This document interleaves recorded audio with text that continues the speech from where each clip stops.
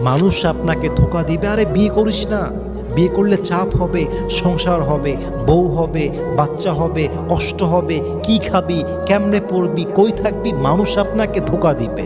কিন্তু আপনি কি কখনো আপনাকে জিজ্ঞেস করেছেন, এই যে আপনি বিয়ে করছেন না, আপনার চোখের গুনাহ হচ্ছে, এই যে আপনি বিয়ে করছেন না, আপনার হাতের গুনাহ হচ্ছে, এই যে আপনি বিয়ে করছেন না, আপনি পর্নোগ্রাফিতে আসক্ত হয়ে গেছেন, আপনি মাস্টারবেশনে আসক্ত হয়ে গেছেন, এই যে আপনি বিয়ে করছেন না, আপনার ঈমান দিন দিন নষ্ট হচ্ছে, যৌবন নষ্ট হচ্ছে, চরিত্র নষ্ট হচ্ছে। আরে আমার কথা একটা, আমার নবী যদি খাদিজাকে বিয়ে করতে পারে, আমার নবী যদি 11 জন স্ত্রীকে রাখতে পারে, তো তুমি কোন মামুর বেড়া তোমার বিয়ে লাগবে?